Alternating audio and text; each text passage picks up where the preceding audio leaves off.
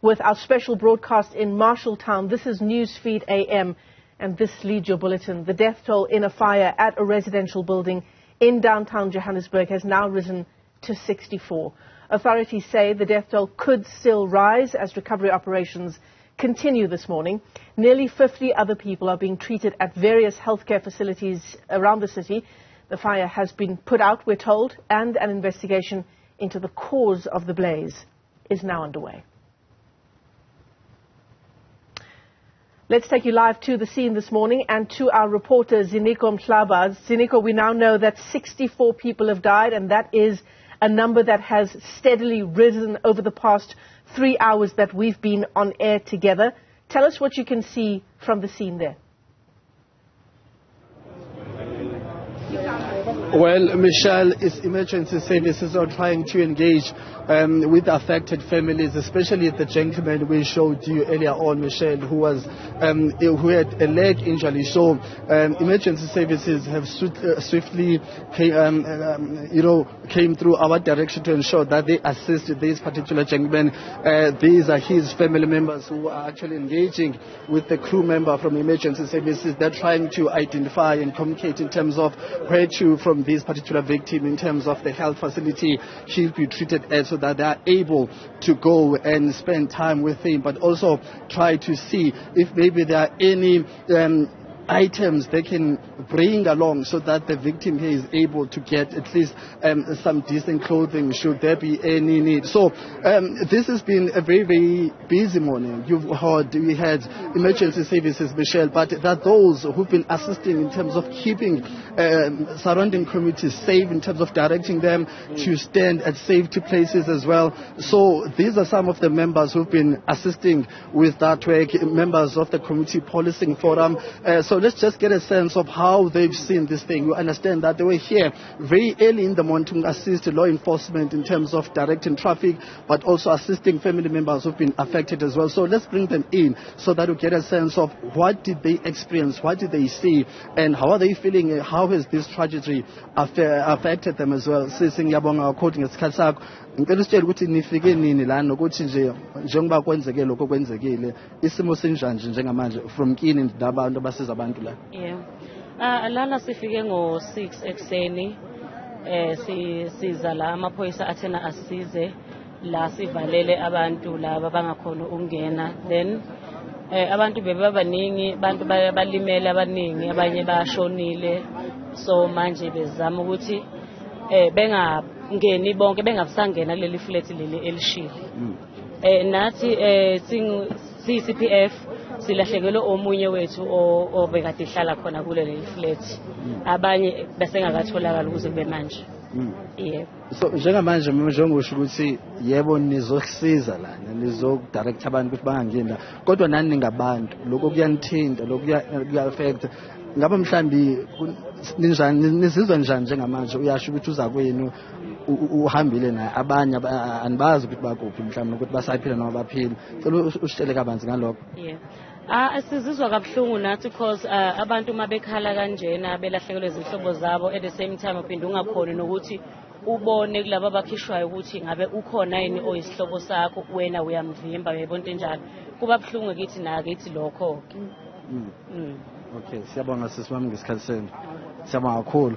Well, members of the Community Policing Forum here sharing their own experience from what they saw, saying that they were here as early as 6 a.m. It's an extraordinary day, Ayanda. But also what the lady just told us, that they've lost one of their members who was also residing in that particular building, also stating that they have not identified other colleagues, so they do not know whether those colleagues are still alive or not. So it's a story, it's a tragedy that is affecting everyone, whether you're a member of law enforcement, emergency medical service, or just an ordinary citizen who was residing in that particular building. So let's get a sense of what's happening on that side where Ayanda is. Ayanda, please take us through on what you see that side now. Yeah, it's certainly a story that's taken a lot of us aback, Ziniko. Hard to believe that it was just over a month that we were in the inner city once again for a completely different tragedy in the form of the explosion that took place around Bree Street. And here we are, just a few blocks away from that particular area with a tragedy of a completely different kind. As we speak to you now, there's actually a whole lot more activity in the building where all of this has actually taken place. I suspect that signals to us that the death toll is going to increase once again. The sun firmly in the sky now, shedding more light on the scale of the devastation. My colleague is going to show you just how bad the situation is looking now that we're able to see it much clearer. Nkosi is working the camera for us this morning. And again, smoke there's still billowing. We spoke to Robert Mhlaba just a few minutes ago, who mentioned to us in ways that they're leaving nothing to chance. There's very much a possibility that there may be a reignition of the debris that is still stuck inside there because of two main reasons. One, the number of people that were inside, and two, just the amount of debris, of stuff, partitions, clothing, property that is also in there. It's difficult to ascertain at this stage what is and isn't flammable. Moments before we came on air, and in fact you might be able to see him in frame as we pan down. You'll be able to see the city manager who's arrived literally just moments ago. He's been whisked away as he engages some of the other officials who are also here. Floyd Brink, who himself was busy with the Bree Street explosion when we were trying to get a whole lot of information around that, and I imagine once he's gotten a briefing that is satisfactory to him, he'll also engage the media and give us a whole lot more of a consolidated picture about just what has happened in the last few hours. In the interim, this particular area getting a whole lot more busy than it was when we arrived, and understandably, outside of the attention it's now garnered from international media, there are other people who have also caught a glimpse of the story itself, and I'm talking about relatives, bystanders, people who have some kind of connection to the building itself, who have arrived. The information we have so far is that, and it's actually undisputed, this is a hijacked building that had been occupied illegally.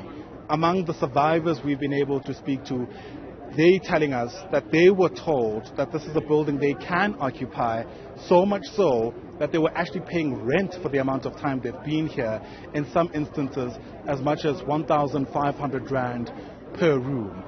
You then juxtapose that according to information that we received from Robert Mhlaba, who described to us some kind of informal settlement. Those are the words he used inside the building itself, where he mentioned that the rooms are partitioned as you go around each floor, and that gives you a sense of just how many people might have been here when the tragedy unfolded. Forgive the shakiness of our view. As I'm speaking to you, a massive police vehicle has arrived, and it's not clear what kind of intervention it's going to actually carry out while it's here. I imagine part of what police are trying to do outside of ensuring there's law and order is to ensure that people who aren't meant to be here are taken to where they should be. And perhaps the time has now arrived for us to speak about what we know so far about those who've been in this building. By and large, and this is still unconfirmed reports, it seems that a majority of them are indeed not South Africans. They are foreign nationals.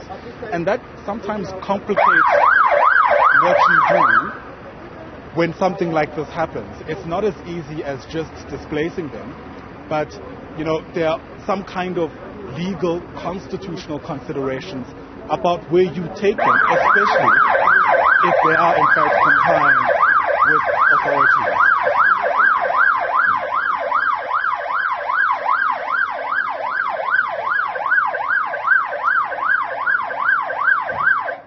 Incredibly fluid situation here, and quite frankly it's even quite difficult to hear myself speaking to you because of just how many or how much movement is taking place. But yeah, so far it appears this police vehicle is trying to get into the cordoned off area.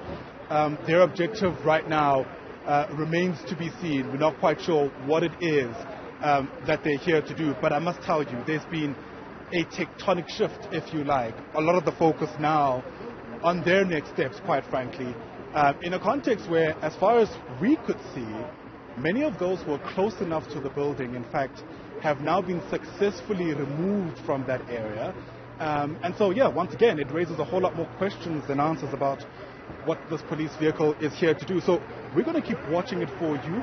It seems it's now a whole lot more stationary. Officials also engaging in some kind of discussion now as some of their colleagues, some of these search and recovery crew members continue sweeping the scene. Again, a lot of fluidity taking place, but we're watching it all for you as it continues to unfold on the special broadcast right here on Newzroom Afrika.